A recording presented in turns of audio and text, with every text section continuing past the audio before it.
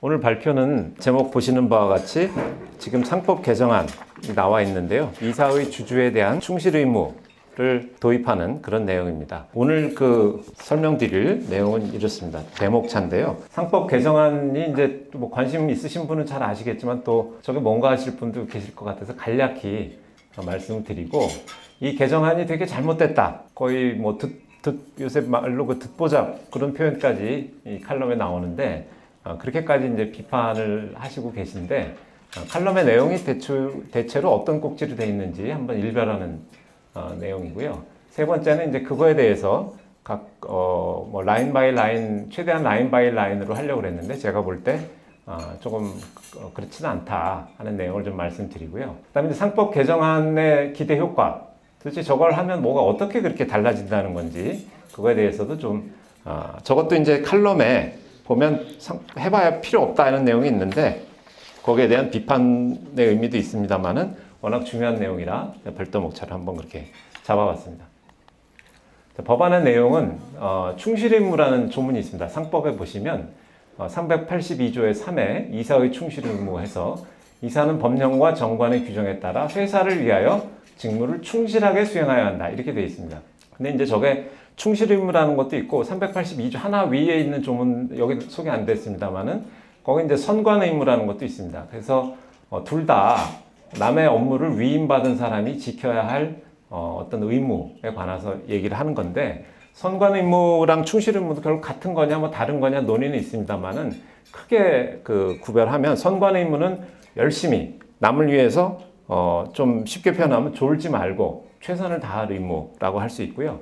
충실 의무는 이제 영어로 하면 duty of loyalty, 미국 법을 받아들인 조문인데, 그러니까 배신 때리지 말 의무. 그러니까 열심히 하면서 배신 때리면은 그건 최악이 되지 않겠습니까? 그래서 사실 열심히 한다는 거와 배신 때리지 말아야 한다는 건 다른 거 아니냐, 이런 논의가 있습니다. 그래서 이 충실 의무는 결국은 이해상충을 해소해라. 남의 돈을 맡아서, 남의 업무를 맡아서 하는 사람은 자기 사적인 이해상충을 충분히 해소하고, 그걸로 해서 사적인 이익을 추구하면 안 된다. 그걸 이제 미국 사람들은 이제 duty of loyalty라고, 충성 의무라고 하는데, 우리는 이제 그걸 받아들이면서 충성이 아니면 실리라고 해서 조금 의미가 이것도 열심히 하자는 거 아니야, 이런 의문이 들긴 합니다만, 대체로 통설은 이해상충 해소를 근간으로 하는 로열티 개념으로 해석하는데 이견이 없습니다. 그래서 이제 저 조문에 보시면 핵심 문구가 회사, 충성의 대상이 그럼 누구냐? 거기에 이제 회사를이라고만 되어 있다는 거죠. 그래서 지금 개정안에 보면 이제 이용우 외 의원 12분인가 해서 대표 발의한 의원안 보면 저기를 주주가 저기 빠져 있다 보니까 이해상충 해소를 회사하고만 하면 되고 주주하고는 하지 않고 마음대로 해도 된다는 뜻이냐, 이렇게 해석이 사실 되고 지금 실무가 좀 그렇게 되고 있습니다. 그래서 저기에 주주도 같이 넣자. 이게 이제 개정안의 포인트입니다. 약간 표현은 다릅니다만 박주민 의원 안도 회사와 총주주, 그러니까 총주주로 하건 주주의 비례적 이익으로 하건, 왜 주주는 원래 한 주당 가치로 보장을 받는 거기 때문에 총주주라고 말하건 비례적이라고 말하건 그게 그겁니다. 그래서 이런 안이 있는데, 이제 이 안에 대해서 저는 이제 이 안이 굉장히 필요하다, 이런 식의 개정이 어떻게 보면 좀 패러다임에 관한 거기 때문에 자꾸 이렇게 조금 짜잘짜잘하게 규정 매번 저기 총선하고 정권 바꿀 때마다 쭉 리스트 해가지고 막 10개씩 안 해가지고 할 게 아니라, 이게 제일 근본적인 거니까 이걸 하나 헌법 같은 거다, 이걸 좀 하는 게 제일 좋다, 이런 입장이었는데, 이번에 이제 의원분들이 이렇게 안을 내셨고 여기에 대해서 이제 반론이 있는 건데, 근데 이게 이제 왜 대두됐느냐? 말씀대로 주주이익하고 회사이익이, 이제 여기 계신 법을 하지 않으신 분들은, 많은 분들이 주식회사가 주주이익이 회사이익이지 그게 뭐 말이야 막걸리야, 말 같지도 않은 소리 아니야, 다들 그렇게 얘기를 하세요. 근데 그게 그렇지는 않습니다. 왜냐하면 이 의무라는 거는, 의무가 도덕과의 차이는 아시겠지만 법적인 개념이고, 도덕도 사람이 누구나 마땅히 해야 한다는 거지만 의무라는 거는 법적으로 꼭 그래야 된다. 안 하면 도덕과의 차이는 지키지 않았을 때 이제 책임을 진다. 소송을 당할 수 있다. 이제 그게 큰 차이인데, 소송을 당할 때는 그 상대방이 누군지가 명확해야 됩니다. 그래야 원고가 누군지가 특정이 되고, 손해배상을 할 때 어느 계좌로 돈을 꽂아줘야 되는지도 완전히 틀려지기 때문에, 일반인 입장에서는 회사나 주주나 그거 아니야 두루뭉실하게 얘기할 수 있지만, 법적인 의무를 얘기할 때는 딱 법인격이 회사인지 주주인지, 왜냐면 어카운트가 틀리지 않습니까? 심지어는 부부지간에도 같을 것 같지만 여러분 민법에 부부는 연대채무를 진다는 조문이 있기 때문에 연대채무를 지지 특정한 경우에 한해서 그렇지 않으면 완전히 법인격대로 피고 원고 적격이 전혀 다 틀려지거든요. 그래서 법에는 그런 특징이 있기 때문에 저게 저렇게 회사라고만 하면은 주주는 사실은 배제가 되는 효과가 생길 수밖에 없습니다. 소송을 할 경우 어떻게 할까 생각을 해보면 저건 너무나도 명확해집니다. 그러다 보니까 이제 판례가 계속 오랜 동안 회사에만 손해가 없으면 주주가치 침해에 대해서는 이사가 법적 책임을 지지 않는다. 이런 판결을 오랜 동안 해왔습니다. 대표적으로 굵직굵직한 특히 이 법리를 통해서 제일 많이 잘 활용했다고 그럴까요? 이걸로 주로 뉴스에 많이 대두된 게 이제 삼성그룹이죠. 에버랜드 2009년에 전원합의체 판결로 저 법리를 하면서 무죄 판결을 저는 받았고요. 최근에 삼성물산 합병도 보면 굵직굵직한 그 핵심 쟁점에 관해서 저 이슈가 계속 등장을 합니다. 그 법원이 계속 주주에 대한 의무는 없다는 걸 전제로 판단을 계속 해왔고요. LG화학 물적분할 상장도 비록 판결은 없지만 논리는 같습니다. 회사에 무슨 손해가 있지? 라고 하면 법적으로는 책임을 물을 수 없는 주주들은 뭐 엄청나게 그때 방송인인 유튜브에서 많이 주주의 피해가 문제가 됐지만 그것들은 법적으로 보호받는 이익이 아니다.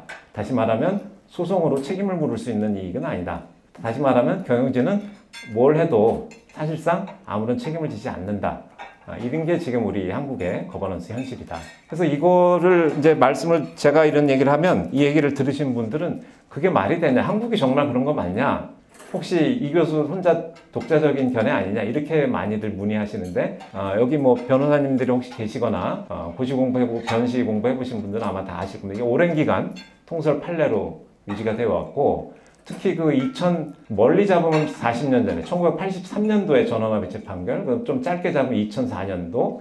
근데 가장 확실한 게는 이제 2009년에 에버랜드를 하면서 13분의 전원합의체 대법관분들이 아주 확고하게 저거를 컨펌을 해주셨어요. 그래서 지금 제가 볼 때 저거는 거의 지금 2000년대 한국 M&A를 완전히 컨트롤하는 왜냐하면 M&A야말로 회사 가치, 주주 가치가 따로 놓을 수 있는 아주 그게 적나라하게 드러나는 거래이기 때문에 지금 저게 한국에 어떻게 보면 거버넌스의 어떤 틀이다 이렇게 말씀드릴 수 있습니다. 그래서 그렇게 오래돼 왔기 때문에 판례 하나 바꿔가지고 사실 좀 쉽지가 않은 그런 상황입니다. 제 생각엔 아마 저걸 판례 변경이라 그러면 전원합의체에서 판례 변경하면 폐기되어야 할 판례 리스트를 원래 쭉 쓰는데 아마 쓰기가 어려울 만큼 지금 켜켜이 쌓여있기 때문에 저런 거는 소위 그 바텀업 방식보다는 탑다운, 이제는 법으로 해결하는 수밖에 없다.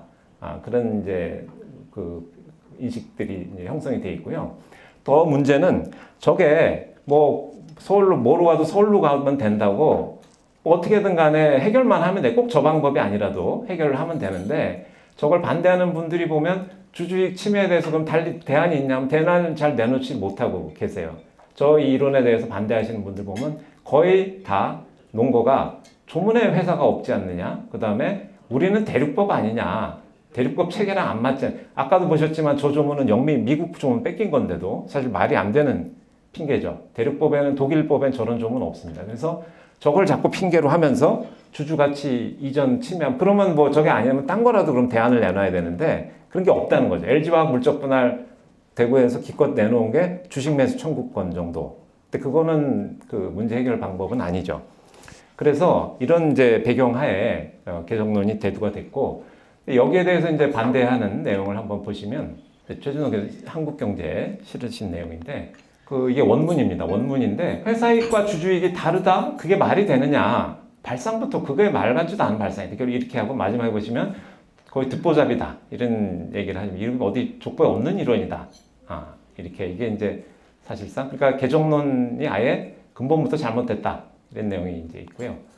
두 번째는 두 번째, 세 번째 이건 제가 그냥 편의상 분량과 내용을 고려해서 제가 이게 쪼갠 거고 표현들은 이제 원문 그대로입니다. 이거 뭐 제목이 붙어 있거나 그런 건 아니고요. 그래서 이제 지난 3월 동부지법 카카오 SM의 카카오 신주 발행 그 건에서 여기서 이제 주주의 비례적 이익 침해라는 표현이 처음 등장을 했습니다. 근데 이게 이사의 충실 의무랑 연결될 건 아니다. 그냥 주주의 이익이 침해됐기 때문에 그런 거지.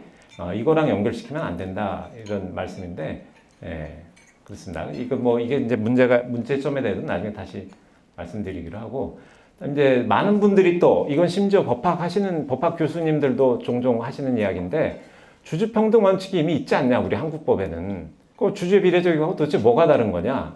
필요 없는 거 아니냐? 이건 좀 법리적인 이야기인데 이 부분에 대해 이런 이야기를 좀 많이 하십니다. 그래서 이것에 대해서도 이따 살펴보겠습니다.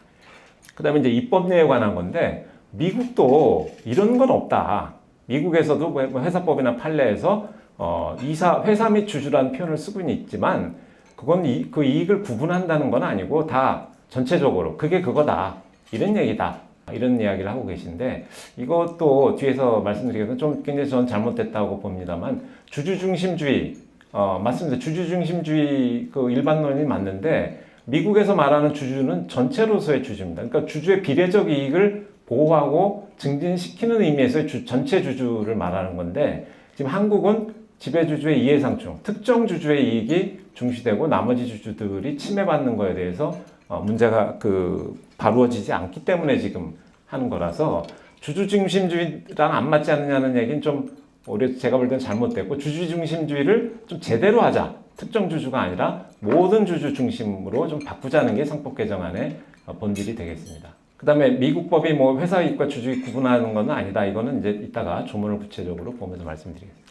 그 다음에 이제 일본과 영국도 이런 게 없다. 도대체가 입법례가 없는 지금 그런 개정안이다. 이런 말씀인데, 일본도 한국도 미국 회사법의 영향을 받았다. 이건 정말 모처럼 반갑게 맞는 말씀. 거의 미국 회사법의 성관충실 조문을 가져온 거기 때문에 대륙법 핑계로 지금 나중에 보시면 법무부나 한동훈 장관은 이거 거부하면서 자꾸 대륙법 핑계 대는데 그건 옳지 않은 핑계다. 이렇게 말씀드릴 수가 있겠고요. 그 다음에 이제 영국의 고등법원도 주주 영미법이지만 여기조차도 주주에게 충실 의무를 부담하지 않는다고 판시했다. 그래서 모든 다 미국 법을 영향을 받은 한국이나 일본, 그 다음에 영국 다 모두 이런 내용은 없다. 그 다음에 이제 실익이 없다. 이게 이제 제일 어떻게 보면 핵심적인 내용이라고 볼 수 있는데요. 개정돼도 뭐 달라질 거 없을 거다. 원래 의미가 없는 조문이라면 당연히 그렇겠지만 그렇지는 않다는 점을 이따 보겠습니다. 그 다음에 이제 이걸 하면 상법이 뭐 더욱 망가뜨리지. 근데 더욱 망가진 원인은 제가 볼 때 제일 그 기둥을 안 세우고 자꾸 옆에 주춧돌을 세워야 되는 자꾸 옆에 잔가지를 하다 보니까 망가진 거지. 오히려 이걸 하는 게 상법을 되살리는 길이다. 저는 그렇게 보고요. 이제 소액투자자 현혹 이사 행동기준 모호 이것도 옳지 않은 온당치 않다. 저는 그렇게 말씀드리려고 하고요. 그런 내용입니다. 그럼 이제 하나씩 살펴보도록 하겠습니다. 자, 상법 개정안이 과연 족보에 없는 듣보잡이냐? 우리나라에서 제가 볼 때 근데 그렇지 않아요. 우리나라만 해도 벌써 회사와 주주이익이 구별되고 있다는 점에 대한 문제의식, 상황인식 이거는 정부 주요 기관이 모두 지금 인정하고 있습니다. 법원, 국회, 법무부, 한동훈 장관, 금융위원회.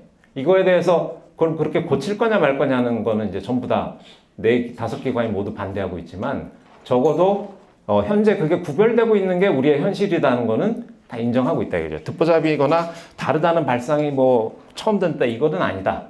이건 오히려 지금 팩트 상황이 지금 잘 못하고 계신 거다.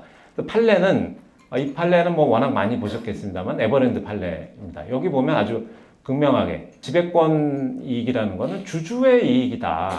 근데 지배권의 객체인 주식회사 이익하고는 다른 거다. 그래서 이사는 근데 회사의 사무를 처리하는 자이지 주주에 대한 사무를 처리하는 자는 아니기 때문에 지배권 이전, 지배권을 아무리 일반 주주의 지배권 가치를 침해하는 행위를 하더라도 그건 이사의 임무위배 문제는 아니다. 아주 엄청난, 왜냐하면 저 지배권이라는 거는 컨트롤 프리미엄이라든지 의결권 가치, 자기 주식 처분할 때 의결권 가치라든지 뭐 굉장히 중요한 M&A 할 때는 일반 주주와 지배주주가 이해가 갈릴 때 저 부분이 굉장히 그 핵심 초점이 되는데 저런 식으로 하면은 그 파급 효과가 엄청난 거죠. 그래서 거의 2010년대 이후에는 기업 실무상 거의 바이블 같은 판결이라고 해도 과언이 지나치지 않은 그런 유명한 판결입니다.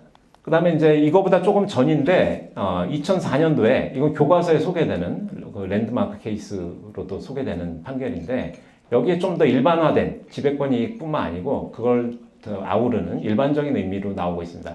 일반 주주의 주식 가치를 보존하는 임무. 이사가 그런 임무는 없다. 그런 의무를 가지는 사람은 아니다. 따라서 주식 가치가 감소하더라도 이거는 회사의 손해는 아니지 않느냐. 재산상 회사 배임에서 말하는 그래서 배임이라는 건 이제 성관 충실 의무에 위반됐을 때 형사적으로 처벌하는 법리를 말하는데 거기서의 손해도 아니다. 왜냐하면 회사 중심으로 돼 있으니까. 그래서 주주에 대한 배임이 되지 않는다. 이렇게 하시라. 근데 이 판결은 재밌는 게 원심 판결 보면 서울고등법원 보면은 원래는 회사에 대해서만 의무 부담하는 게 맞지만 저렇게 가장납의 주식을 가지고 거래를 하는 주주들의 지분율이 왔다 갔다 하는 그런 행위를 할 때는 이사의 행위에 따라서 주주의 가치가 등락을 하기 때문에 그런 경우에는 남의 재산을 관리하는 자로서 배임이 성립한다고 보아야 한다고 해서 유죄 판결을 했었습니다. 2심에서는. 그래서 그걸 보면은 저게 지금 이렇게 반대론자들이 말씀하시는 것처럼 한국에서 택도 없거나 뭐 듣보잡이 전혀 아니고 적어도 20년 전만 해도 2000년대 초반만 해도 서울고법이고 서울중앙지검, 서울중앙고검이면 우리 주류 법조인은 완전 엘리트 중에 엘리트 아니겠습니까? 그 당시로는 특히. 그분들이 다 이미 저게 문제가 있다고 생각하고 했던 건데 그 대법원 가서 저게 이제 뒤집히면서 판례로 정착이 됐다. 이렇게 말씀드리겠습니다. 그 다음에 이제 이것도 재밌는 판결인데 그 삼성물산 합병 여기서 이 합병 무효소송입니다. 여기에 이제 여러 가지 성관음에 관한 내용이 있는데 다른 내용은 제가 딴 데서도 말씀 많이 드려서 여기 조금 거기 또 재밌는 게 이런 게 있습니다. 이 변호인들이 2017년이면 이제 그 미국의 뭐 와인버거 판결이나 이 합병에서의 이사의 충실 의무에 관한 논의가 뭐 많이들 이제 전개가 되고 우리나라도 그러던 상황입니다. 그래서 변호사가 뭐라고 주장했냐면 지배주주와의 이해상충형 합병이다. 이거는 그러니까 이해상충으로 꼭지를 뽑았습니다. 이 합병의 본질을 그렇게 뽑고 그런 경우에는 절차적 공정성, 이게 뭐 비즈니스에서 사실 공정이란 말은 있을 수가 없잖아요. 근데 공정이란 말은 뭡니까? 이해상충을 해소했어야 된다 이런 얘기입니다. 미국식 그 충실 의무 컨셉인데 저거를 주장했습니다. 그랬더니 밑에 단락에 법원이 뭐라고 했는지 보시면 그거는 미국 얘기 아니야? 미국 이야기를 전제로 하는 거는 이게 이제 합병 무효소송은 6개월의 제소 기간이 있어요. 그러니까 6개월 지나서 새로 주장했기 때문에 그건 주장할 수 없다. 그 자체로 이의 없다. 이렇게 처벌했습니다. 그래서 이건 이제 법적인 의미가 뭐냐 하면 만약에 저게 한국법에서도 받아들여질 수 있는 해석론이다. 이렇게 받아들였다면 6개월 제소 기간 도과가 안 되죠. 한국법 주장하는데 소송 기간이 뭐가 필요했습니까? 변론 종결하기 직전에라도 할 수 있는 이야기인데 저건 한국법 얘기가 아니라고 봤기 때문에 법적인 주장이 아니라 팩트에 관한 주장이라고 봐서 6개월로 잘라버린 겁니다. 그래서 저거로부터 우리 그 사법부 현실, 법조 실무의 현실 인식이 어떤가? 저런 주장은 한국에는 없다. 주주와 그 회사를 철저하게 구별하는 그런 관점으로 돼 있다는 걸 알 수 있습니다. 그러면 이제 판례가 왜 이렇게 보느냐? 이건 이제 뭐 다 생각해 보실 법한 이야기인데 주주는 주식의 소유자 아니냐? 주식의 소유자. 회사 재산의 직접 소유자가 아니지 않느냐? 그러니까 회사의 재산에 대해서는 사실상 경제상 일반적 추상적인 관계니까 감나라 폭나라 하지 말라 이겁니다. 억울하면 어떻게 하라고? 이사에 대해서 유지청구권, 이게 소송 조문이 있는데 402조에 또는 대표소송으로만. 근데 유지청구권이나 대표소송도 조문을 보시면 전부 회사의 손해로만 되어 있습니다. 주주란 말이 거기 안 들어있어요. 그러니까 결국은 뭐 소송하면 되잖아라고 말하지만 소송할 수 없는 조문들만 열거를 하면서 주주는 권리가 없어라고 선언을 하고 있다는 거죠. 그리고 이 판례가 이제 그렇게뿐만 아니라 국회도 똑같은 인식을 가지고 있습니다. 개정안에서는 계약 관계가 없는데 주주가 언제 이사한테 월급 주는 건 회사 대표이사 직인 찍어서 회사를 상대방으로 해서 계약하지 언제 주주가 계약을 했느냐, 어떻게 주주한테 의무를 부담한다는 게 있을 수가 있느냐, 이런 얘기입니다. 그래서 국회에서도 판례랑도 안 맞지 않냐 하면서 법사위에서 그 심사절에서 반대 취지로 의견을 냅니다. 그래서 이것만 보더라도 주주와 회사가 다르다는 게 뭐 듣도 보도 못한 발상이라는 건 아니다. 지금 다들 이렇게 인식하고 있다는 거죠. 법무부도 이 자료, 아까 그 자료에 법무부의 관계 의견으로 낸 걸 보시면 회사에 대해서만 지금 현행법 체계가 그렇다. 회사에 대해서만 인정되는 게 지금 현행법이다. 그리고 대륙법계는 원래 그렇다. 이걸 왜 바꾸려고 하느냐. 이렇게 합니다. 그다음 한동훈 장관도 이용우 의원 대정부 질의에서 또 인정한 네버랜드 이후에 주주 중심이 아니라 회사로만 해야지만 그 기소가 되더라. 본인 이제 경험담을 얘기를 하면서. 그렇지만 이제 회사를 피해자로 해서 바꿔서 치환해서 처벌하면 되기 때문에, 그리고 또 대륙법계는 이 부분이 없기 때문에 큰 문제가 아니다는 취지로 그런 뉘앙스로 얘기를 하고, 이 발언이 있은 다음에 아까 그 법무부 의견서가 국회에 제출돼서 아마 법무부의 그런 당론으로 정해진 것 같은데, 제가 볼 때는 한동훈 장관이 뭐 저도 연선 동기에서 워낙 스마트하고 훌륭한 분인 거 잘 압니다만은 조금 금융은 잘 모르시는 것 같아요. 저게 치환이 잘 안 되거든요. 재무 주주이익하고 주당 단가라는 거하고 회사의 계좌로 들어오는 영업이익 당기순이익하고는 그건 개념이 다르기 때문에 저렇게 항상 치환 가능하지가 않고 치환 안 되는 경우가 특히 자본거래의 경우에는 훨씬 많습니다. 그래서 조금 더 정치하시려면 좀 이 주주의 아픔을 좀 고민을 좀 더 해주셨으면 하는 생각이 듭니다. 그래서 금융위원회도 이런 똑같은 인식을 하고 있습니다. 미국의 경우에는 우리 상법과 달리 주주에 대해서 충실 의무를 부담한다. 이러면 이제 의무공개 매수를 도입해야 되는 이유로 논거로 이걸 주장합니다. 그러니까 이 얘기는 뒤집어 보면 뭡니까? 우리 상법은 부담하지 않는데 미국은 부담한다. 미국 같은 제도가 없으니 우리는 의무공개 매수라도 도입을 하자. 급한 대로. 이런 얘기입니다. 그래서 이게 이제 상법 개정에 이제 어떻게 보면 좀 듣도 보도 못한 족보 없는 이야기다 또는 필요가 없다 이런 얘기들을 하시고 이게 사실 지금 주류 어떻게 보면 학계의 견해라고 할 수 있습니다. 특히 뭐 주주익 동의 이게 이제 대표적인 분이 이제 서울대 천경원 교수님 주주익 동일하고 판례도 양자를 구별하지 않는다 형사 판결일 뿐이다. 따라서 불필요하고 부적절하다. 이건 논문에 언제 한번 쓰신 내용이고 제가 반박하는 논문도 썼었는데 그 아까 삼성물산 합병 같은 건 다 민사 판결이거든요. 그래서 저게 지금 너무 실무한 좀 안 맞다. 그 다음에 이제 송홍열 교수님 저랑 같이 여기 거버넌스 유튜브에도 나와서 저런 얘기 하셨는데 주주들이 문제지 상법이나 뭐 판례에는 문제가 없다. 저거는 너무 지금 학계에서 만든 이론엔 아무 문제가 없는데 변호사들이 지금 공부가 부족해서 이런 취지로 저는 들려서 굉장히 저건 제가 사실 저건 저럴 리가 없는데 해가지고 특히 뭐 외국에도 입법이 없다 저런 얘기도 하시고 해서 제가 그래서 이제 뒤에 그 외국법을 찾아가지고 논문을 쓰게 된 계기가 이 계기였는데 저는 이게 이제 조금 우리 지금 주류고 아까 칼럼도 사실 이 베이스죠. 근데 이게 이제 여러 굉장히 학문적 기득권 관점일 뿐 여러 조금 뭐 기득권이라도 논리가 탄탄하면 제가 뭐 할 말이 없는데 실무에서 지금 다 판례나 모든 정부기관이 다 인정하는 걸 저걸 부정을 하고 필요 없다고만 할 게 아니라 그럼 개정하면 안 되는 건 이유가 뭔지 이런 얘기는 또 없어요. 보면 다 재료법은 원래 그렇다 이거 말고는 실질적인 이유는 제가 들어본 적이 없습니다. 그 다음에 그럼 뭐 그게 싫으면 그 방법이 좋으면 꼭 그래야 되는 건 아니고 서울로 가는 방법이 있고 하나만 있는 건 아니니까 대안을 제시해야 되는 대안이 없습니다. 특히 자본거래, LG화학 물적분화 이런 데서 기껏해야 주식매수 청구권 이외에는 별 대안을 내놓지 못하고 그다음에 이제 미국도 모든 나라가 그렇다고 주장을 뭐 하시고 계신데 그건 아니죠. 이따가 보겠습니다. 제가 그래서 그 주장을 보고 연구를 했던 게 오늘 일단 그 내용이고요. 그다음에 이제 또 최준성 교수님 말씀 보면 주주의 비례적이익과 충실 의무는 연결되지 않는다. 그러니까 연결 안 되니까 연결시키자고 지금 상법 개정하자는 건데 그래서 이거는 조금 뭐라고 그래 좀 포인트가 안 맞다고 그럴까요? 예, 맞습니다. 회사의 이익은 아니죠. 신주나 전환사채 발행하면 주주의 지분율이 희석되지 회사는 사실 돈이 들어오기 때문에 오히려 좋습니다. 회사 계좌로만 치면 회사의 손해라는 관념을 생각하기가 어렵습니다. 그게 에버랜드 법리이기도 했죠. 그래서 연결되지 않는 건 맞는데 그렇게 하니까 자꾸 일반 주주의 가치를 희석시키는 CBBW 뭐 각종 그런 걸 하기 때문에 그렇기 때문에 오히려 더 필요하다 이런 말씀을 드릴 수가 있겠습니다. 그 다음에 이제 주주 평등 원칙이 있기 때문에 상법에서 주주의 비례 뭐 똑같은 거 아니냐 기존 법리로도 되지 않냐 전혀 그렇지 않다 이런 얘기입니다. 주주는 이 평등 원칙이라는 거의 개념은 판례에 따르면 회사의 법률 관계에서는 자진 주식수에 따라 평등한 취급을 받는 것을 말한다. 그래서 조문에는 없습니다. 독일에는 조문이 있는데 우리나라는 조문은 없고 저렇게 해석론으로만 인정을 되고 있는데요. 저거 이제 한계는 개념이 다의적이고 좀 모호하다는 거죠. 그래서 현실 문제에서 해결 능력이 현저히 떨어집니다. 여러분도 상상하시겠지만 평등이란 말이 얼마나 저게 무슨 헌법재판 할 때나 쓰는 말이지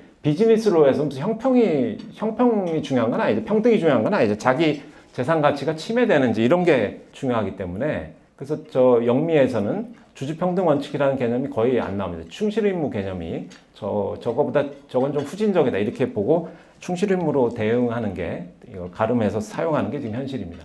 그럼 구체적으로 주주의 비례적보다 왜 나쁘냐 후지냐? 첫 번째는 저게 사실 좀 공산주의 같은 개념. 평등하기만 하면 뭐 문제 삼기가 어려워요. 모든 주주의 이익을 평등하게 침해하면 그러면 어떻게 할 거냐? 합병비율 불공정. 제일모직과 삼성물산 경우를 예를 들면 삼성물산 모든 주주들한테 불리했죠. 그럼 평등한 거예요. 그거는 아무 문제가 안 됩니다. 그럼 물적 분할, LG화학 물적 분할. LG화학 모든 주주들에게 똑같이 했지, 뭐 어떤 주주한테는 분할시켜주고 어떤 주주 안 시켜주고 이런 거 아니지 않습니까? 주식 병합도 마찬가지입니다. 주식 병합이라는 건 이제 회사를 뭐 주식을 10,000대 1로 합친다든지 이렇게 하면서 소액, 그 만주가 안 되는 소액 주주들을 이제 축출하는 식으로 지금 쓰이고 있는데, 그것도 회사의 이익은 아무 상관없죠. 주식을 어떻게 정리할 거냐는 문제인데, 그 주주 평등 원칙이 다 그런 해결이 전혀 안 됩니다. 지금 여러분이 뉴스에서 보시거나 생각나시는 어떤 사안도 가져오면 주주 평등으로는 거의 잘 해결이 안 됩니다. 그 이유는, 더 핵심적인 이유는 두 번째인데요. 회사가 둘 이상 등장해서 총수의 이해상충이 우리나라는 이게 핵심이기 때문에 그렇습니다. 왜냐하면 주주 평등이라는 건 한 개의 회사 내에서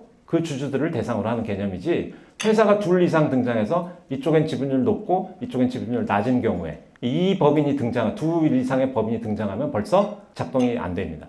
그래서 그럼 저게 이제 제가 총수란 표현 쓰셔서 혹시 거슬리신, 제가 논문에다가 저 표현을 쓰면 간혹 코멘트가 나오는데, 총수라는 거가 왜 구어나 뭐 비속어냐 이렇게 하시는 분인데 그렇지 않습니다. 저 총수라는 거는 공정거래법에 이제 동일인 개념이 있는데 그룹을 전체 관할하는 회장님 개념인데, 잠깐 말씀드리면 저게 공정거래위원회에서 맨날 공식적으로 우리 기업 집단 실태를 분석해서 보도자료, 공식 보도자료에 공식적으로 사용하는 용어입니다. 총수 또는 총수일가 이런 표현을 사용하고 있고요.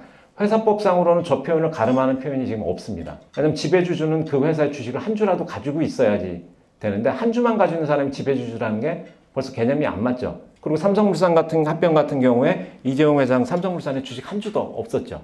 그렇지만 나콘트롤 하는 거는 한국의 어떤 특유한 현상이 여러 계열사와 특수관계인을 동원해서, 그래서 지배주주라는 말로는 우리나라의 그 주류적인 회사법 현상을 설명할 수가 없습니다. 그래서 저는 용어를 빨리 만들든지 아니면 뭐 총수라는 용어에 대해서 거부감을 버리든지, 총수라는 용어가 이제 제가 볼 땐 그 개념을 잘 나타낸 표현이죠. 그러니까 이제 공정위도 뭐, 그러니까 오죽했으면 그 몇십 년째 그렇게 보도자료에 공식 용어로 쓰고 있지 않을까 그렇게 생각을 합니다. 그 다음에 이제 주주평등 원칙의 또 한 가지 문제는, 구체적인 개별 규정보다 하위, 뭐 법조문에 어디 원칙이 있는 것도 아니고, 평등이라는 게 뭐 형식적 평등이냐 실질적 평등, 결과적 평등, 기회 평등, 뭐 개념이 다양하고 해서, 일단 규정이 있으면 또는 규정이 없으면, 하면 안 된다 이런 규정이 없으면 거의 적용될 일이 잘 없습니다. 그래서 굉장히 약합니다, 보기보다. 근데 이제 충실 의무는 이사의 행위 원칙이기 때문에, 그 저는 어렸을 때 그 만화 마징가 제트라는 만화 세대인데 혹시 보셨는지, 그 마징가 제트 보면 리모컨 박스에 왜 그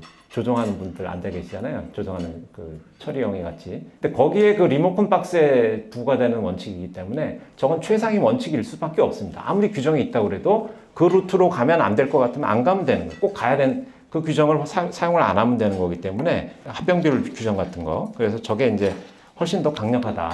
그래서 주주평등 원칙의 이제 그 한계를 보시면, 이게 이제 사례입니다. 제가 말씀드린 게 실제 그렇다는 걸 한번 몇 가지만 말씀드리면, 이 합병비율 불공정에서 원고 측이 그런 얘기를 합니다. 대주주만 이거 하면 좋지 않냐. 당신은 경영권 승계되고 지분율이 확 늘어나지만 우리는 도대체 뭐가 좋냐. 이거 주주평등 위반 아니야. 이렇게 주장을 합니다. 그때 법원에서 뭐라고 그러냐면, 회사를 위한 건데 그게 뭐가 문제되지? 이렇게 얘기를 하는 거죠. 전형적인 회사 중심의 관점이죠. 그러니까 주주평등이라는 게 그렇게 사실 뭐 대단할 것 같지만 거의 힘이 없다는 거예요. 써먹을 일이 없다. 만약에 주주에 대한 충실 의무가 개념이 도입되어 있었다면 주주 간의 이해상충으로 문제를 딱 가르고 나갈 수가 있죠. 이슈를 다르게 뽑는.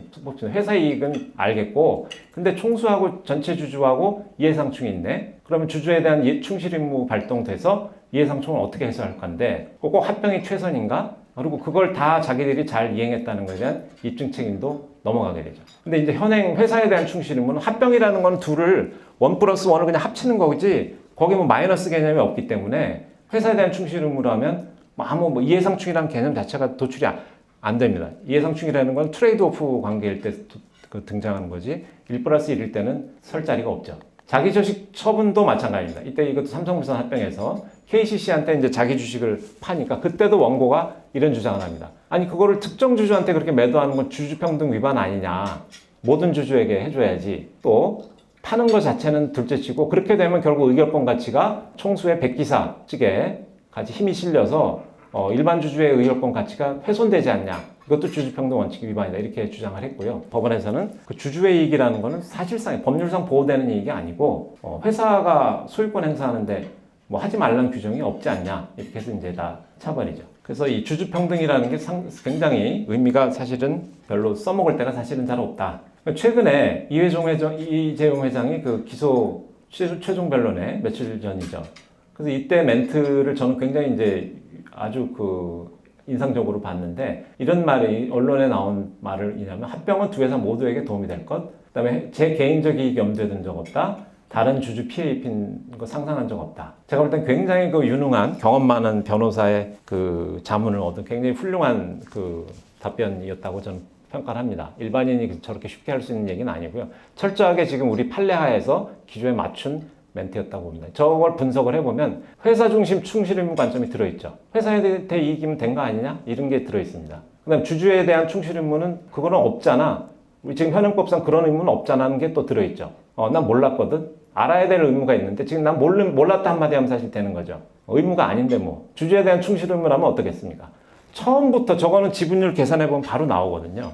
어떤 기업도 회장님 지분율이 왔다 갔다 하는 M&A 하는데 저거 시뮬레이션 안 해보고 하는 회사는 없습니다. 다 해보면 이걸 하고 나면 비포 앤 애프터에 회장님 지분이 어떻게 되는지 다 나옵니다. 저건 제가 해도 계산할 수 있습니다. 그래서 저걸 몰랐다, 그리고 염두에 두지 않았고 상상하지 않았다, 이런 변명 자체가 금지되는 효과가 생길 수 있다. 실제로 이제 어떻게 저게 그러냐 하면 삼성물산 합병 제가 계산해 본 겁니다. 왼쪽에 이제 합병 비율 0.35가 실제 진행된 거고요. 0.418이 법원에서 주식 매수 청구권에서 인정한 거고, 0.46이 국민연금, 0.95가 ISS 한 건데, 순자산으로 하면 2.58입니다. 순자산으로 하면 어떻게 되냐면 오른쪽에 맨 가보시면 이렇게 되면 총수일가 지분율이 11%입니다. 11%고요. 0.35로 만드는 바람에 맨 위에 보시면 30.4%로 이렇게 점프를 하는 거죠. 이거는 하기 전에, 버튼 누르기 전에 이미 다 계산 나온 다음에 이제 하는 거거든요. 그래서 예상충이 심각하구나, 이걸 알 수 있습니다. 근데 여기서 더 중요한 거는 NPS가 했던, ISS가 했던 것처럼 하더라도 0.95면 거의 3배인데, 이렇게 하더라도 맨 오른쪽에 보시면 지분율이 20% 정도가 확보가 됩니다. 원래 1.4%밖에 없었거든요. 20배가 뛴다는 거죠.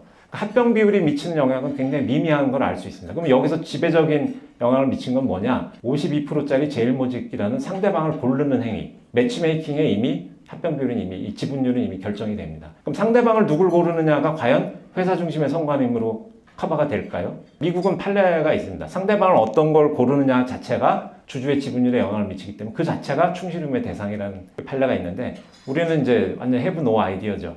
저런 걸, 이건 이제 주주 간 이해상충이라는 걸 그래프로 보여주는 겁니다. 합병 비율이 바뀜에 따라서 극명하게 총수일가와 일반 주주 지분율이 이렇게 달라집니다. 그래서 이거는 뭐 시간상 생략할. 근데 이제 외국도 입법례가 없다. 외국에 입법례가 없다 했는데, 미국도 뭐 회사 주주 구분하지 않는데, 그런데 전혀 그렇지 않습니다. 제가 그 얘기를 듣고 이제 찾아본 바인데, 델라웨어주가 이제 전 세계 회사법을 선도한다고 일컬어지는 법인데, 여기 보면 이제 신인 의무에 당연한 걸로 되어 있습니다. 신인 의무를 누구에 대해 부담한다 이렇게 선언하진 않지만, 부담한다는 걸 전제로 해서 다 책임 조문으로 바로 넘어갑니다. 회사 또는 주주에 대한 책임. 영어로 하면 liability인데, 저게 이제 제가 말씀드린 거죠. 그게 그거 아니야 라고 넘어갈 수가 없다는 거죠, 법에서는. 왜냐하면 소송할 때 원고 피고가 누군지가 정해져야 되기 때문에 저렇게 똑부러지게 사실은 써야 됩니다. 저렇게 안 쓰고 대충 회사라고 그러면 회사밖에 없네 라고 해석할 수밖에 없는 게, 꼭 그렇게 해석해야 하는 건 아니지만 조문상으로는 그런 해석의 여지가 생긴다는 거죠. 그 다음에 이제 두 번째 일안 보시면, 회사 또는 회사의 주주에 대한 듀티 오브 로열티 위반하면 그 위에 보시면 정관으로도 책임 면제가 불가능하다, 이런 조문이죠. 한국과 일본도 이 조문을 뺏겨서 400조 2항에 보면 이 충실 의무 위반일 때는 감면 못한다, 이런 조문이 있는데, 교묘하게 저 주주에 대한 부분을 삭제하고 우리는 397, 398 이렇게 조문을 써놨는데, 그 조문을 따라가 보면 다 회사만 써 있습니다. 그래서 의도적인지 부주의인지 모르겠는데 일본 사람들이 한 걸 우리는 그냥 뺏겨가지고 저렇게 다 틀은 뺏겨오면서 주주 부분만 다 날라갔다, 삭제가 됐다, 그런 걸 알 수 있습니다. 근데 모범회사법은 우리로 치면 이제 표준약관 같은 건데, 미국의 저 델라웨어 회사법과 양대 산맥을 이루는 모든 많은 주부들이 따라하는 그런 가상의 모범법인데, 여기도 보면 A항에 보시면 회사의 최선의 이익이라고 해서 이제 이걸 보고 그 반대론자들은 이제 모범, 미국도 봐라, 회사라고 돼 있지 어디 주주라고 돼 있냐 하는데, 여기 이제 변호사협회에서 만든 건데, 여기 모범 오피셜 커멘트를 보면 여기 회사라는 건 주주를 포함한 거다, 이런 설명이 나옵니다. 문자 그대로 회사 법인 경우만 말하는 게 아니고.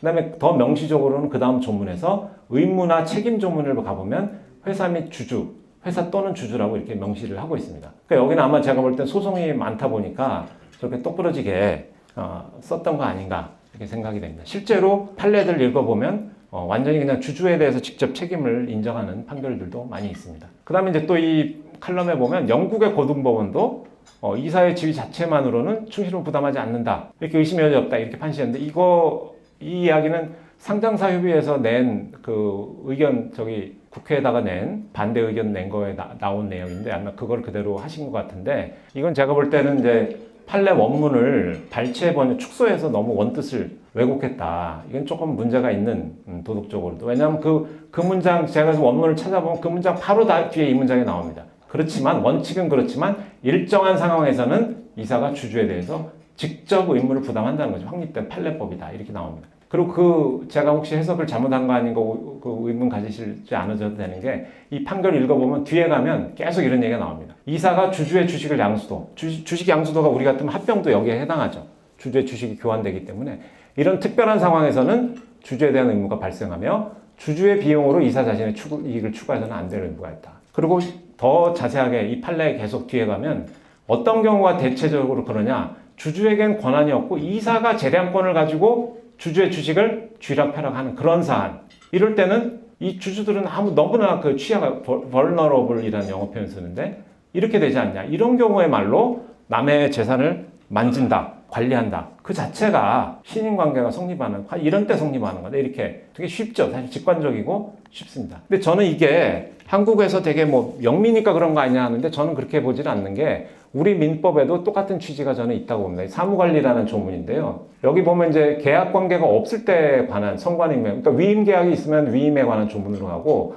위임 계약은 없지만 남의 재산을 관리한다든지 하면 이 조문으로 갑니다. 그래서 여기 보면 의무 없이가 그 말입니다. 계약 관계를 체결하지 않은 사람들, 아는 채 남의 재산을 관리하면 그러면 본인에게 이익이 되는 방법을 해야 되고 그 의사에 적합하도록 해야 되고 거기 위반하면 손배 책임이 있다. 너무나 상식적인 저건 로마법 시대부터 수천 년 된 법리입니다. 우리나라 민법이 특이한 게 아니라 만국 공통에 있는 법리입니다. 남의 거를 만지면 거기에 대해서 손관임무를 부담하는 게.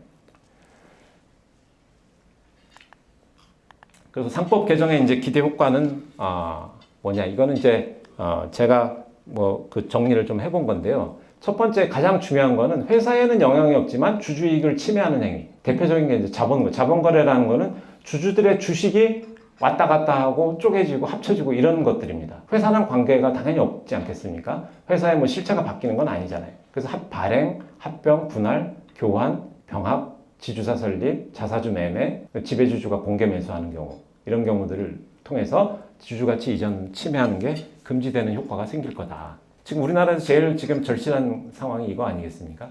근데 두 번째가 사실 어떻게 보면 제일 핵심인데 총수하고 일반 주주 간의 이해상충을 탐지해라 하기 전에 난 몰랐다 소리 하지 말고 처음부터 그걸 생각을 해라는 거죠. 그리고 거래구조 짤 때부터 그걸 해소하고 시작하라는 거죠.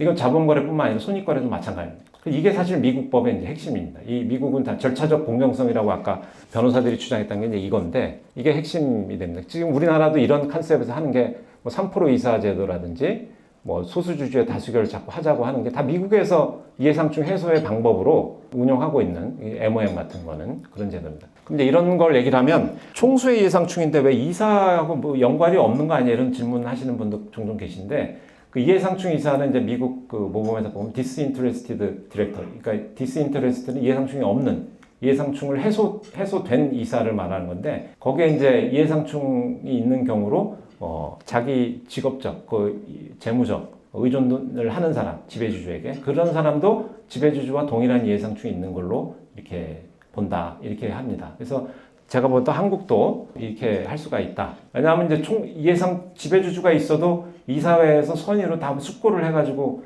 이제 금융주주들 보면 이제 그런 절차를 거치는데 우리나라는 저도 사회이사 있어 보니까 그런 게 아니고 어느 날 갑자기 이렇게 오다가 이렇게 이사회 결의는커녕 갑자기 이사가 새로 와 있고 이렇게 다 총수가 직접 선임하기 때문에 그런 경우는 그냥 빼박인 거죠. 총수의 이해상충과 그냥 동일체로 보면 되겠습니다. 그 다음에 이제 세 번째 효과는 입증 책임. 요새 이제 민소법이 용어가 바뀌어서 증명 책임이라고 하는데 하여튼 증명 책임 전환 효과가 생긴다는 거죠. 그러니까 주주보호 의무가 현재는 없죠. 없으면 의무가 없는데 그걸 가지고 문제 제기하고 소송을 하려면 자기가 다 입증해야 돼. 뭐가 잘못했다는 건지, 하자가 뭐고 손해가 뭐라는 건지 다 입증을 해야 됩니다. 근데 법이 개정되면 의무가 원칙이 됩니다. 의무가. 그러면 이해상충 해소하는 게 원칙이 돼야 돼요. 이해상충 해소 조문이니까. 그럼 해소를 이미 안 했다. 자기가 하기 전에 버튼 누르기 전에 이미 그건 견적 뽑으면 다 나오거든요. 총수의 지분율이 늘어나는지 이익인지 그거는 몰랐다는 얘기가 사실 저거는 제가 볼 때는 말이 안 되는 얘기고 하기 전에 이미 다 나옵니다. 그럼 확인이 되면 그때 바로 충실을 이해상충 해소를 했었어야 되는 거죠. 해소하는 방법은 뭐 3% 이사들하고 동의를 받는다든지 또는 뭐 MOM 절차를 거친다든지 다양한 방법이 있을 수 있죠. 근데 그걸 안 했다. 이해상충 해소 안 했다. 그러면 일단 이미 그 자체로 의무 위반이 성립이 되는 거죠. 그럼 이제 책임을 안 지려면 손해가 없다. 그래도 손해가 없고 이렇다. 의무 위반은 아니다. 뭐 다른 이유로 해서 입증 책임이 넘어가는 그런 효과가 예상이 됩니다. 이제 사실 미국이 이런 식으로 하고 있는 거죠. 네 번째는 이것도 이제 굉장히 중요한 이야기인데 손해 평가 방법이 이제 제가 볼 때 달라질 걸로 예상합니다. 현재는 주주한테 주주를 보호할 의무가 없습니다. 그러니까 사실은 가치 평가가 이해상충이 제일 첨예하게 작용할 수 있거든요. 우리나라도 판례 보면 한화 그 케이스 보면은 그 회계사 계속 불러다가 원하는 숫자 나올 때까지 꿀밤 때려가면서 숫자 고치는 그런 게 나옵니다. 그러니까 저거는 시장 주가로 하면 해결되고 뭐 회계장부로 하면 해결이 더 공정가치로 하면 되고 이런 문제가 아닙니다. 본질은 이해상충이죠. 총수가 회장님이 관심이 있으면 주가는 저절로 그 중력에 따라서 휘게 돼 있습니다. 모든 밸류에이션은. 그래서 저게 주주보호 의무가 없기 때문에 가치평가에 이해상충이 작용하는 거에 대해서 지금 법원이 전혀 문제의식이 없습니다. 아무 거기에 대해서는 문제가 있다고 생각하지 않아요. 시장 주가, 미국은 벌써 몇십 년 된 책에 이미 시장 주가조차도 왜곡이 되기 때문에 총수에 이해상충이 있는 딜일 때는 시장 주가를 쓰면 안 된다 이런 그 벌써 컨센서스가 이미 형성이 돼 있는데 우린 지금 그런 게 없죠. 왜냐하면 이해상충이라는 개념 자체가 없으니까. 해소해야 된다는 개념 자체가 없으니까. 그게 뭐가 문제인데 이렇게밖에 안 되니까 이제 소액주주들, 일반 주주들이 너무너무 억울하게 축출당하는데 합병이건 주식 매수 청구권이건 어디 가서 지금 하소연할 데가 없는 그런 상황이 되는 거죠. 근데 이제 법 개정이 되면 이해상충 해소가 안 된 상태에서 시장 주가나 가치평가 밸류에이션이 됐다? 그건 벌써 의사결정, 그 자체가 굉장히 중요한 의사결정이라는 거죠. 근데 그거를 이해상충 해소하지 않은 상태에서 칼자루 쥔 사람이 자기한테 유리하게 한 결정이기 때문에 그 자체가 위법하다. 이제 그 충실 의무가 도입되면 미국 판례들이 이제 이런 식으로 가고 있는 거죠. 그래서 오염이 없었더라면 형성되었을 밸류에이션을 다시 하게 되죠. 그러니까 시장 주가를 안 쓰게 되고 전체 주주 가치의 n분의 1. 여긴 당연히 프리미엄이 포함이 됩니다. 그래서 이 얘기를 하면 그 좀 법을 하셨다고 이제 그 좀 아시는 분들은 미국은 저기 주식 매수 청구권 할 때 시장 상장법인이면 아예 주식 매수 청구권 인정도 안 하지 않냐. 자기가 팔고 나가면 되지. 왜 회사한테 문제를 삼느냐? 그걸 왜 보호해야 되느냐? 이런 얘기 많이 하시는데 그건 제가 볼 때 좀 잘 모르시는 하나만 알고 좀 그 상장법인이면 인정 안 해주는 건 맞는데 거기에 예외가 있습니다. 예외. 거기에 뭐가 있냐면 이해상충이 있는 딜은 그 예외입니다. 주식 매수 청구권을 하지 않습니다. 왜? 주가 자체가 이미 영향받는다고 보기 때문에. 벌써 몇십 년 전에 모범회사법 조문에 있는 내용입니다. 그리고 델라웨어 회사법도 소수주주를 쫓아내는 축출하는 거래. 싼 값에 축출할 수 있기 때문에 이럴 때는 주식 매수 청구권 인정합니다. 그러니까 시장에서 팔고 나가 이렇게 하지 않고 와 재판 와 해줄게 이렇게 하고 당연히 시장 주가를 못 믿어서 온 사람들이기 때문에 전체 기업의 프리미엄을 포함한 그 가치의 n분의 1로 이렇게 해주는 게 원칙입니다. 그래서 저는 충실 의무가 도입되면 밸류에이션에 관한 컨셉도 완전히 바뀔 거다. 이게 우리 법하고도 잘 맞습니다. 우리 법도 손해라는 거는 의무 위반이 있었을 상태와 그것이 없었더라면 형성되었을 상태의 차이. 그걸 이제 차액설이라고. 그게 이제 우리 통설 판례이기 때문에 그 개념을 도입을 하면 충실 의무에 적용하면 딱 저렇게 될 거다. 이렇게 저는 예상을 합니다. 이제 제일 또 어떻게 보면 다섯 번째 가장 중요한 내용이라고 할 수 있는데요. 주주에게 직접 청구권을 인정해주는 의미가 있다 이거죠. 현재는 주주 보호 의무가 없습니다. 근데 의무가 없다는 말은 그냥 이렇게 소송이나 소송 실무나 소송법 별로 안 하시는 분들은 그냥 의무가 있다는 말에 의미를 크게 안 와닿으시는데 저 법하는 사람한테는 의무가 없다는 얘기는 그 상대방이 소송을 할 수 없다는 뜻입니다. 권리가 없다는 뜻이거든요. 그러니까 지금은 주주같이 뭐 LG화학 물적 분할이고 어쩌고 뭐 아무리 억울한 일을 당해도 보호 의무가 없다면 그 사람은 원고 적격을 가질 수가 없어요. 청구권이 없습니다. 그러니까 사안별로 거기에 대해서 국회의원들이 총선 때마다 이렇게 선심 쓰듯이 내가 하나 해줄게라고 떡 던져듯이 뭐 하나 해주면 될까 말까. 그러니까 지금 근데 반대로 법이 개정되면 총수의 이해상충이나 주주가치 침해 행위가 만약에 있다. 일단 이해상충이 있는데 해소가 안 됐다. 그럼 주주에게 주주가치가 침해되면 일반적인 소송권을 인정을 할 수가 있죠. 그럼 가처분, 그러니까 행위 자체를 중단시킬 수도 있고 손해배상을 요구할 수도 있게 되고. 그래서 이제 이거는 어떻게 보면 큰 사회적인 담론으로서의 의미도 있다고 할 수 있습니다. 지금 이제 관료, 정부와 국회가 꽉 틀어지고 시민사회의 어떤 자율적인 문제 정화 능력, 다툼 해결 능력을 다 막아놓고 자기들이 이렇게 하나씩 떡 주듯이 엉클탐 컨셉이라고 하면 이 법 개정은 완전 시민사회로 주도권을 넘겨라. 법을 뭐 더 잘 보호하려고 법 만드는 거고 하지 말라는 얘기는 하는 건 좋은데 소송을 못하게 막아놓고 할 필요는 없지 않냐 이거죠. 형이 해줄게. 그러지 말고 열어놓으라 이거죠. 억울한 사람이 재판하는 거는 헌법상 사적 자치, 재산권 보장, 재판 청구권 너무 당연한 건데 지금은 아무리 피해를 봤다고 생각해도 아까 보셨듯이 사실상의 이익. 사실상의 이익이라는 얘기는 그 보호 의무가 없다는 말과 같은 말입니다. 소송을 못한다 결국 그 얘기입니다. 그래서 결국 이걸 이제 총수의 이해상충을 해소하는 게 이제 이 법의 핵심이라고 했는데 이게 문제인 이유는 그럼 뭐냐? 족보에 있는 얘기냐? 족보에 있습니다. 이것도 2000년 넘게 된 조문인데 민법 해외에서 로마법 시대부터 민법 124조에 보시면 대리인은 꼭 법정 대리인이 아니어도 우리 아까 사무관리 봤듯이 남의 재산을 가지고 법률행위를 한다. 그럴 때는 당사자 쌍방을 대리하면 안 되는 겁니다. 그리고 자기 자신이 그 상대방 자리에 들어가도 안 됩니다. 왜냐하면 이해상충이 있잖아요, 자기가. 근데 자기가 결정권을 갖는다?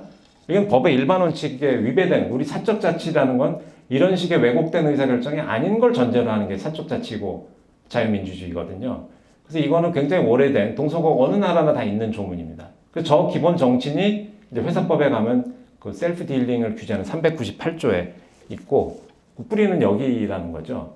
그래서 이 이해상충이 쌍방대리 실질이 제일 문제다. 특히 우리나라는 이게 심할 수밖에 없죠. 회사가 여러 개인데 다 한 사람이 컨트롤하기 때문에 그럼 이게 이제 어떤 문제가 생기느냐? 모든 밸류에이션이 오염이 될 수가 있습니다. 배당도 통제할 수 있죠. 공시도 통제할 수 있죠. 재무 수치, 매출액도 다 통제할 수가 있죠. 그다음에 이제 의사결정도 왜곡이 되죠. 이사회나 주총을 특히 계열사 간 거래일 때 한 사람에 의해서 장악이 되고 있기 때문에 소위 이제 많이들 하시는 얘기로 유태 속담이라고 하는 사과 한 개를 둘이 나누어 갖는 국면인데 가장 합리적인 거는 한 사람은 자르고 다른 사람이 고르게 하는 거다 이런 말이 있다고 합니다. 근데 지금 우리 지금 계열사 체제는 한 사람이 자르고 한 사람이 또 고르는 거죠. 지금 그게 바로 쌍방대리인 거고 이거를 좀 지금처럼 무제한 허용하지 말고 회사랑만 매칭을 시켜놓으니까 지금 거의 통제가 안 된다. 회사를 건드리지 않고 주주 가치를 침해하는 경우가 무궁무진한데 특히 금융기법이 발달하면 조금만 SPC 끼워 넣는다든지 이렇게 시빈이 이런 거 몇 개 증권 발행 섞어 넣으면 얼마든지 호환이 가능하기 때문에 지금 저렇게 회사 중심의 그 낡은 틀로는 좀 대응이 어렵다. 상법 개정하면 혼란이 초래된다. 갑자기 회사 중심을 하다 이사 그게 뭐냐 하는데 이것도 제가 볼 때 이제 별로 그렇지 않다 이렇게 봅니다. 특히 이사의 행동 기준의 모호성, 저게 이제 반대론자들, 특히 학계나 상장협 이런 근데 상장협도 약간 여론입니다만은 그 상장사의 그 지분율을 총수 일가는 사실 몇 프로, 3, 4%도 채 안 되고 나머지 90% 이상이 다 일반 주주들인데 일반 주주 이익은 전혀 대변하지 않고 보면은 좀 그런 것 같아요.